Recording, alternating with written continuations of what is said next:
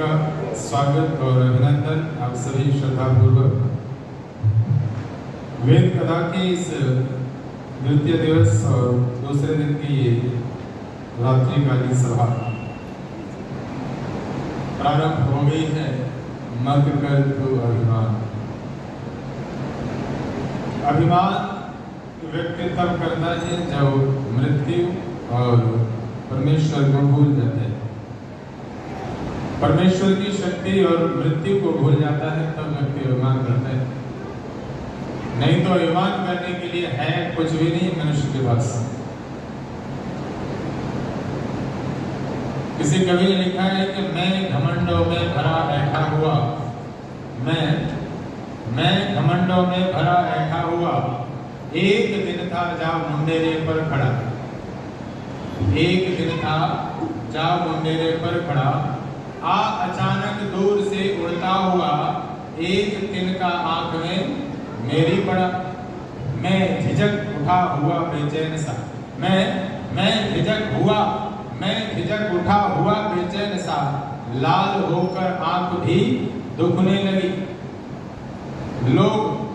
मूठ लोग कपड़ों की देने लगे, मूठ लोग कपड़ों की देने लगे, ऐंठ बेचारी दबे पांव भगी। जब किसी ढंग से निकल तिनका गया, जब किसी ढंग से निकल तिनका गया, तब समझने यूं मुझे ताने दिए, ऐंठता है तू भला किस लिए, ऐंठता है इतना भला तो किस लिए, एक तिनका है बहुत तेरे लिए, एक तिनका है बहुत तेरे लिए। एक तिनका ही पर्याप्त है सारे अब अहंकार को, घमंड को चूर करने के लिए। हम का ऐसे ही अंदर कुप्पे मार रहे कि तू तो बहुत बड़ा है। कवि ने लिखा है ईश्वर को मानते हैं लोग जानते नहीं, ईश्वर को मानते हैं लोग जानते नहीं, और मृत्यु को जानते हैं लोग मानते नहीं। तो परमात्मा को हम सब मानते हैं। दुनिया के 80-85% सर्वे आया, पूरे वर्ल्ड में 15% लोग हैं जो भगवान को नहीं मानते, नास्तिक हैं। 85% लोग मानते हैं, मानते हैं। मानने के साथ साथ जानने की जब बात की जाए तो हो सकता है इसमें 1% भी ना निकल गया है कि 1% भी लोग जो भगवान के सही स्वरूप को जानते हो। प्रातःकाल श्रद्धेय स्वामी सच्चिदानंद जी ने बहुत सुंदर वेद मंत्र की व्याख्या करते समय बताया परमात्मा कैसा है। सपर्यगा सुक्रमकायम अस्नाभिरम शुद्धम पापविद्धम कबीर मनुष्य। ये यजुर्वेद के 40वें अध्याय में बहुत सुंदर 8वां मंत्र है और इसकी व्याख्या बड़े सरल ढंग से स्वामी जी ने की। बताया कि ईश्वर कैसा है। अकायम, वो काया से रहित है, उसमें अस्नाभिरम शुद्धम पापविद्धम, शुद्ध है, पवित्र है, नस नाड़ियों के बंधन से रहित है। ऐसा परमात्मा जो कभी शरीर धारण नहीं करता। परमात्मा को मानते हैं, मानते हैं तो बहुत प्रकार के तरीके हो गए मानने के। यदि हम जानेंगे तो परमेश्वर की शक्ति के बारे में पता लगेगा कि परमात्मा कैसा है। इसलिए ईश्वर को मानने के साथ साथ जानने का भी प्रयत्न करना चाहिए। और मृत्यु को जानते तो हैं, जब ये पूछा जाए कि ये सबको मरना है, सबको जाना है संसार छोड़ के, तो लोग कहते हैं हाँ जी सबको जाना तो है, सबको जाना है, हम भी जाएंगे, तुम भी जाएंगे, सब जाएंगे। जब ये कहते हैं कि हमको भी जाना है, तुम भी जाओगे, हम भी जाएंगे, सब जाएंगे, तो ये बात जब कही जाती है तो ये गले से ऊपर से कही जाती है। जाना है तो कहाँ से जाना है? जाना तो है, लेकिन जब ये बात कहते हैं जाना है तो कहाँ से बोलते हैं? गले से ऊपर से बोलते हैं, हृदय से नहीं बोलते, पेट से अंदर से नहीं बोलते। यदि ये बात अंदर से बोली जाएगी तो व्यक्ति मृत्यु को हमेशा याद रखेगा, और मृत्यु को याद रखेगा तो पाप कर्म नहीं करेगा, फिर घमंड नहीं करेगा, फिर अहंकार नहीं करेगा। हम का ऐसे ही झगड़े कर रहे हैं। आदमी कितने जल्दी में है, आप रोड पे चले जाओ निकलते, और गाड़ी चला करके आप धीरे से आराम से चलो, अगर हर आदमी कितनी जल्दी में है आप उनको देखो। आप सही लाइन पर चल रहे हैं, लेकिन फिर भी आप रोड पर सही नहीं चल सकते, क्योंकि लोगों को बहुत जल्दी है। आपको जल्दी ना हो लेकिन लोगों को बहुत जल्दी है। जबकि कई जगह गाड़ियों पर लिखा रहता है जिनको जल्दी थी वो तो चले गए, है ना, ट्रकों पर लिखा रहता है जिनको जल्दी थी, कहाँ की जल्दी पड़ी है, आराम से गाड़ी चला लो। हर आदमी व्यस्त है, हर आदमी हर काम में इतनी तेज करना चाहता है, चाहे घर में जाके मोबाइल ही चलाना हो, लेकिन रोड पे जब गाड़ी चलेगी तो खैर ईश्वर हमें अच्छी बुद्धि, सकारात्मक विचार दे, जिससे हम परमेश्वर को मानने के साथ साथ उसको जान पाए। आओ, जीवन है ऐसे ही चला जाए। भजन और सुनाता हो, उसके बाद में हम भजन सुनेंगे। सुकीर्ति आर्या जी के बहुत सुंदर प्रातः काल की वेला में उनके भजन, और कल से हम सुन रहे हैं। कवि ने लिखा है क्या,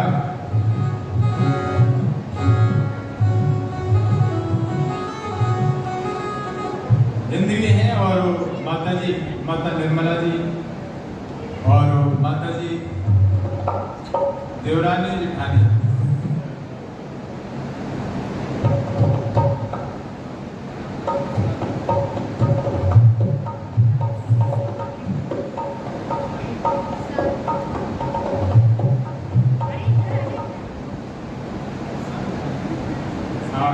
नाम माता जी का नाम तो पूछता ही नहीं, सावित्री माता जी, माँ सावित्री और माता निर्मला जी, आप दोनों आए हैं, आपका हार्दिक स्वागत है और आपका स्वास्थ्य अच्छा रहे, ये प्रभु से प्रार्थना। एक बार माता जी के लिए जोरदार सम्मान से माता जी के उत्तम स्वास्थ्य की प्रार्थना करते हुए अभिनंदन और प्रार्थना है। आर्मी पब्लिक स्कूल हांसी से पहले कोई गांव है और वहाँ विद्यालय चलता है, और मैंने अभी कार्यक्रम से पहले ही विद्यालय के नए सत्र के प्रारंभ में यज्ञ कराया, और बच्चों के बीच में मैं कई बार जाता रहता हूँ, आप बुलाते हैं, तो बाकी जो हमारी प्रधानाचार्य हैं और उनके पति दोनों लोग यहाँ उपस्थित हैं, श्री सुरेंद्र रावत जी, तो आपका भी विशेष आभार और साधुवाद है, धन्यवाद है। आप सभी का स्वागत, अभिनंदन। आइए, एक भजन जीवन है यूं ही बीत जाएगा, कोई पता नहीं। आइए देखो कैसे जा रहे हैं, कैसे जा रहे हैं पता नहीं चल रहा, कभी नहीं जाएगा। चली जा रही है उम्र धीरे धीरे, चली जा रही है उम्र धीरे धीरे, पल पल यूं आठों पहर धीरे धीरे, पल पल यूं आठों पहर धीरे धीरे, चली जा रही है उम्र धीरे धीरे, बोले चली जा रही है उम्र धीरे धीरे, चली जा रही है उम्र धीरे धीरे, बचपन भी बीता जवानी भी जाए, बचपन भी बीता जवानी भी जाए, बुढ़ापे का होगा असर धीरे धीरे, बुढ़ापे का होगा असर धीरे धीरे, चली जा रही है उम्र धीरे धीरे, बोले चली जा रही।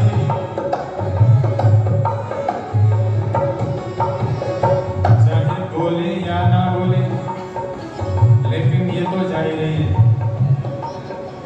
इसलिए प्रभु का गुणगान करके क्यों न जाए, क्या बोले चली जा रही है उम्र धीरे धीरे, हम चली जा रही है उम्र धीरे धीरे, तेरे हाथ पाँव में बल ना रहेगा, तेरे हाथ पाँव में बल ना रहेगा, झुकेगी तुम्हारी कमर धीरे धीरे, झुकेगी तुम्हारी कमर धीरे धीरे, चली जा रही है उम्र धीरे धीरे, चली जा रही है उम्र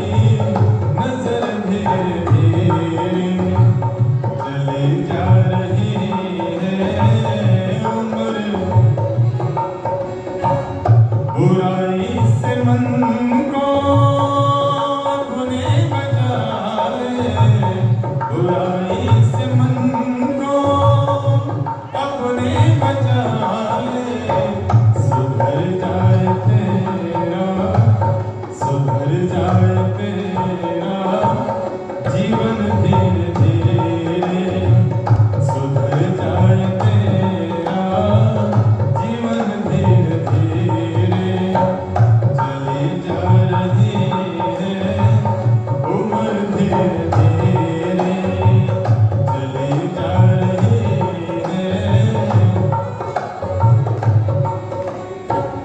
जो करते रहोगे भजन धीरे धीरे जो करते रहोगे भजन धीरे धीरे मिल जाएगा वो सजन धीरे धीरे मिल जाएगा वो सजन धीरे धीरे चली जा रही है उम्र धीरे धीरे बनी चली जा रही है उम्र धीरे धीरे पल पल यूं आँखों पहर धीरे धीरे पल पल यूं आँखों पहर धीरे धीरे चली जा रही है उम्र धीरे धीरे चली जा रही है उम्र धीरे धीरे चली जा रही है उम्र धीरे धीरे पल पल यूं आँखों पहर धीरे धीरे चली जा रही है उम्र धीरे धीरे उम्र धीरे धीरे उम्र धीरे धीरे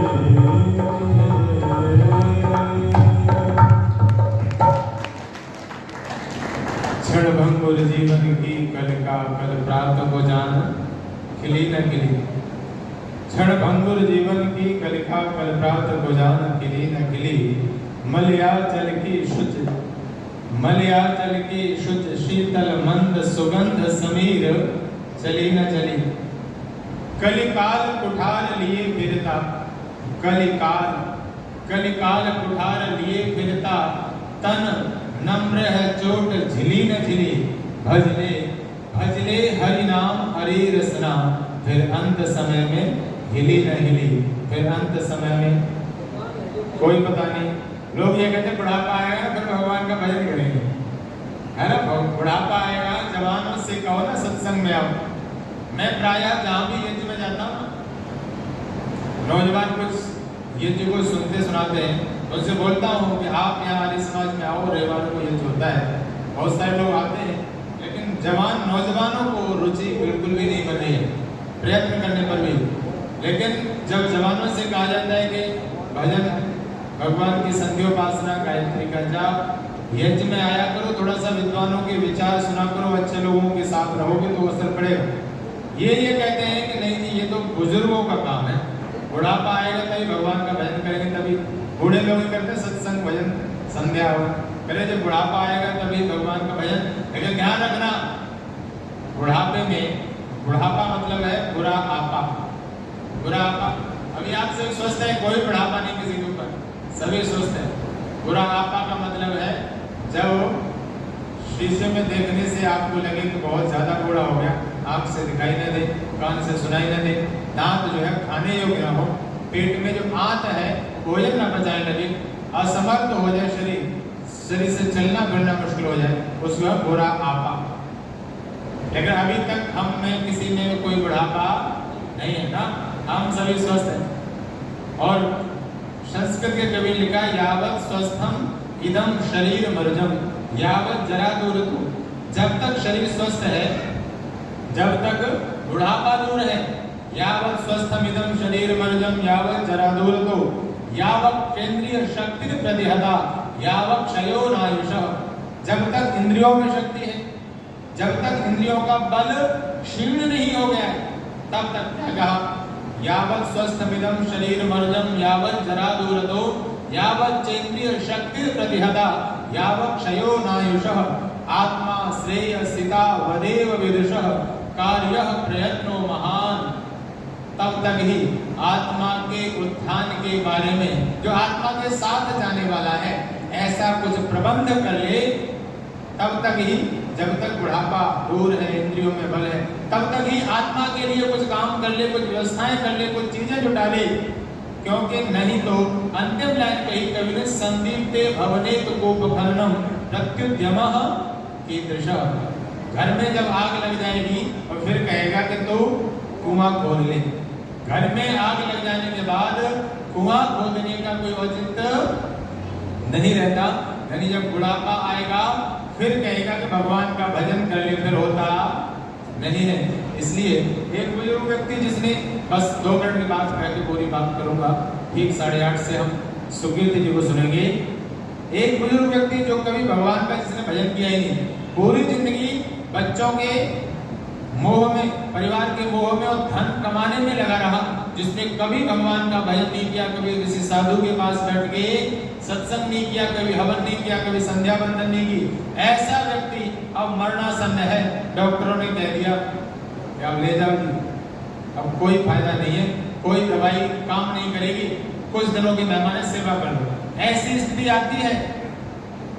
ऐसी स्थिति जब आती है तब परिवार ये कहता है कि अब तो भगवान का भजन कर ले, कम से कम पिताजी कभी किया ही नहीं, जिंदगी में तो किया नहीं, अब तो कर ले पिताजी भगवान का, भगवान के पास जाने, भगवान का भजन कर ले। बच्चों ने प्रयास किया, पिताजी भगवान का नाम बोलो, पिताजी कहते बेटे कहाँ नहीं जा रहे। पिताजी प्रयास करते और पिताजी प्रयास करते कहते बेटे कहाँ नहीं जाता, क्यों जिंदगी में कभी लिया ही नहीं, और अब निकल नहीं रहा। अब रील चल रही है, अब रील चल रही है कौन सी, जो जिंदगी में जो किया है वही रील घूम रही है, और उसके अलावा और कुछ दिखता ही नहीं। बोला बच्चों ने, पोतों ने, बहुओं ने, सबने प्रयास कर लिया कि पिताजी दादाजी ओ बोलो। उनका एक ही जवाब कि बेटे कहा नहीं जाता। अभी मैं डीएसपी साहब से मिल के आया हूँ। डीएसपी साहब हमारे जो संरक्षक है, अब उनकी आयु लगभग 90 साल की हो रही है, आप सब जानते हैं, और स्वस्थ है। और अब जब वो बिस्तर पर हैं तो अब उनकी बहू बता रही कि डीएसपी साहब ने कभी कभी जो है ये कहते हैं बक्सा उठा, मेरा बक्सा तैयार करो, मेरे जूते कहाँ है, मेरा वो कहाँ है, मेरी ड्रेस कहाँ है, जो थे ना डीएसपी, जो डीएसपी थे, वो जो ड्रेस थी ना डीएसपी वाली, अब वो कह रहे कई बार वो बोलते हैं कि मुझे वहाँ जाना है, मेरी ट्रांसफर हो गई है वहाँ पर। अब ऐसा बोलते हैं, वो जीवन में बचपन की जवानी की रील घूम रही है। मैंने कहा ये अंत समय में यही होता है। खैर, ये व्यक्ति जिसने कभी भगवान का भजन नहीं किया, इसकी भी जिंदगी में रील वही घूम रही थी, लेकिन बच्चे ये चाह रहे थे भगवान का भजन करें। पिताजी एक बार ओम बोल दें भगवान का नाम, क्योंकि हमारे यहाँ कहावत है अंतमति सोगति, अंत में जैसी मति बनेगी वैसी गति हो जाएगी। बहुत प्रयास किया, पिताजी का वही जवाब बेटे कहा नहीं जाता। किसी विद्वान के पास गए, कहा कि गुरुजी हम चाहते हैं कि पिताजी एक बार भगवान का नाम ले लें मरने से पहले। बोला पिताजी क्या बोलते हैं? पिताजी बोलते क्या? कुछ नहीं बोलते। बोलते हो कुछ तो कहा कि जब हम पूछते हैं कि पिताजी ओम बोलो, तो पिताजी कहते हैं बेटे कहा नहीं जाता।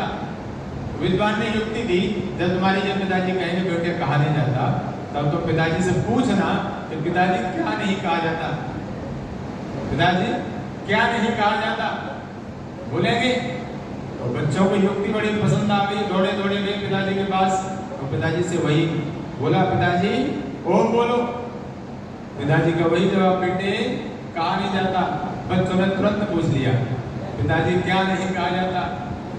हाँ, पिताजी बोले बेटे जो तू कहलवा रहा है वही नहीं कहा जाता, जो तू कहलवा रहा है वही नहीं कहा जाता।